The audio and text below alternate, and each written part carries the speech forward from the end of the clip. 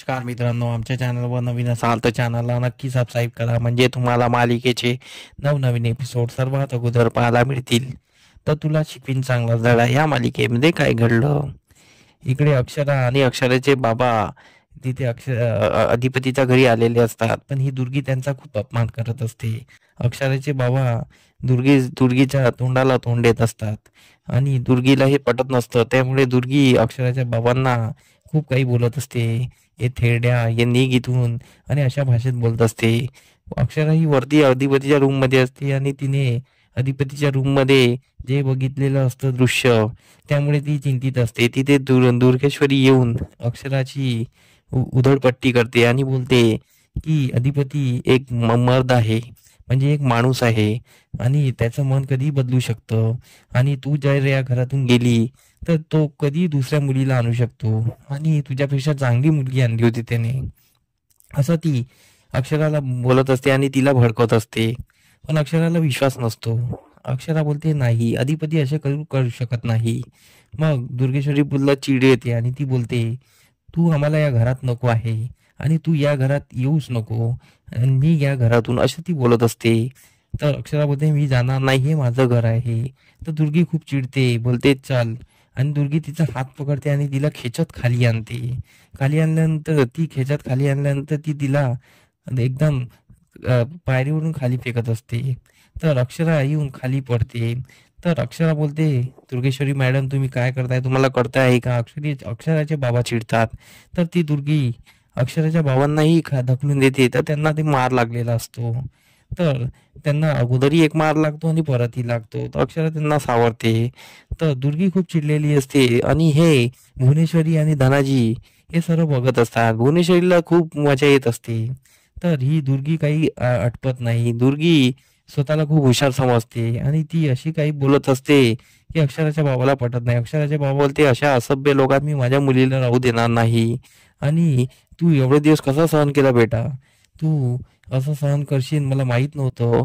तू आमच्यापासून सर्व लपवलं, आणि हे असभ्य लोक आणि अशी वर्तणूकवाले लोक तू यांच्यामध्ये कशी राहिली, असं ते त्या तिला विचारत असतात. तर त्या मधामध्ये ही दुर्गी वारंवार बोलत असते हे थेड्या, तुला निघ म्हटलं नाही या घरातून, तू कोणाला असभ्य बोलताय, असं तसं ती बोलत असते. दुर्गीची ही भाषा खूप वाईट असते. इकडे अधिपती विचारत असतो. इराने त्याचे कान भरलेले असते की भास्करबाई खरंच त्या मदन सोबत गेल्या असेल का. एक मन त्याचं हो बोलतो, एक मन नाही बोलते.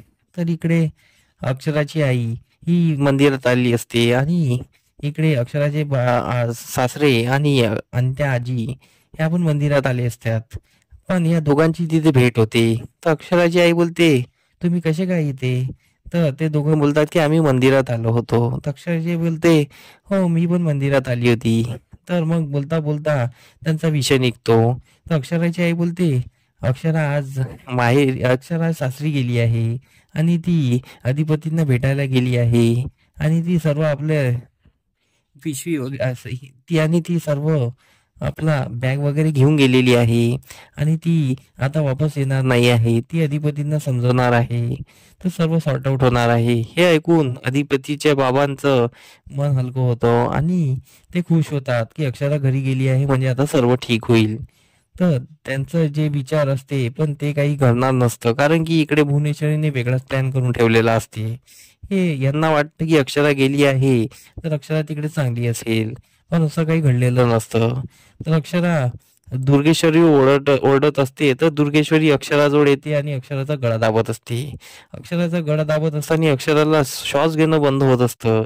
तर इकडे भुवनेश्वरी तिला ओरडते दुर्गे ते सोड, तिचा गळा, ते मरतील. तर अक्षराला श्वास कोंडत असतो. तर भुवनेश्वरीने म्हटल्यानुसार दुर्गी अक्षराला खाली पाडते.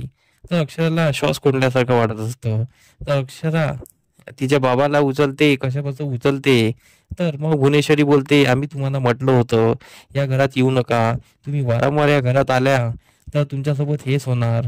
जयदेवराव घेऊन जा यांना, आणि तुम्ही पण या घरात परत येऊ नका, आणि यांना पण या घरात येऊ देऊ नका, कारण की यांच्यासोबत हे असंच होणार, म्हणून तुम्ही निघा इथून. तर त्यावर जयदेवराव म्हणजे अक्षराचे बाबा बोलतात माझ्या मुलींना या घरात तर कधीच येऊ देणार नाही, कारण की अशा घरात ती एवढे दिवस राहिली हे मला माहीत नव्हतं आणि तुम्ही असे वागणूक करणार मला माहीत नव्हतं.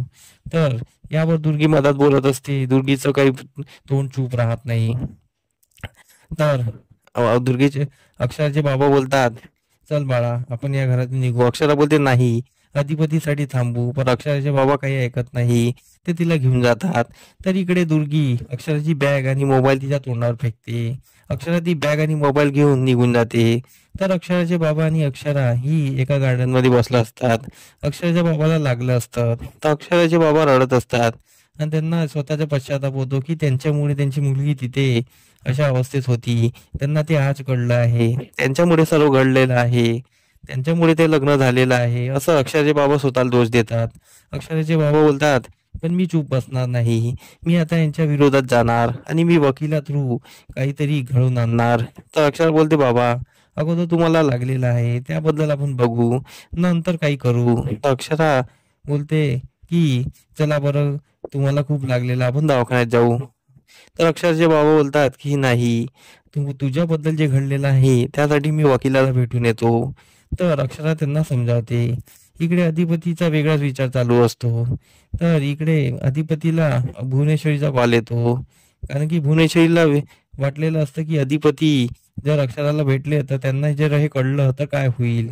इकडे दुर्गेश्वरी भुवनेश्वरीच्या रूम मध्ये येते. तर दुर्गेश्वरी बोलते, ताई आपण किती चांगला मजा चकवला त्यांना. तर भुवनेश्वरी तिच्यावर चिडते आणि बोलते, तुला असं करायला कोण सांगितलं होतं, तू स्वतःला मालकी समजते का. तर दुर्गेश्वरी बोलते की ताई माझ्यावर का चिडती आहे. तर भुवनेश्वरी बोलते की तू जे केलं आहे ते काही चांगलं केलेलं नाही आहे. त्या मास्तरीन बाईला काही झालं असतं तर, आणि तू माझ्या प्लॅनचा पूर्ण चौपट करून टाकलेला आहे. आता मला विचार करू दे. आणि दुर्गेश्वरीला ती तिथून हाकलून लावते. तर इकडे भुवनेश्वरीचा वेगळाच प्लॅन सुरू असतो आणि इकडे अक्षरा तिच्या बाबासोबत बोलत असते.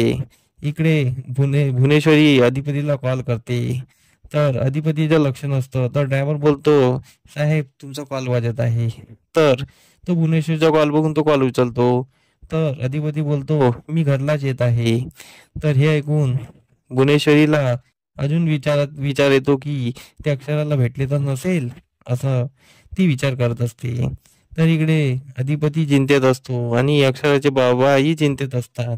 तर आता समोरील भागात हे पाहणं रंजक ठरणार आहे की अक्षरासोबत जे घडलेला प्रकार आहे आणि अक्षरा आणि अधिपतीमध्ये जो गैरसमज निर्माण झालेला आहे तो कोणामुळे झाला आहे आणि भुवनेश्वरीचं सत्य सर्वांसमोर येईल का, हे आपल्याला समोरील भागात करणारच आहे.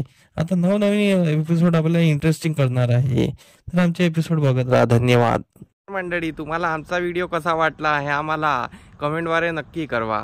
तेव्हा आम्ही तुमच्या प्रतिसादाला उत्तर नक्की देऊ. आणि आमचे व्हिडिओ बघत राहा. आमचा व्हिडिओ किती छान वाटतो हे आम्हाला कमेंटमध्ये नक्की सांगा. धन्यवाद.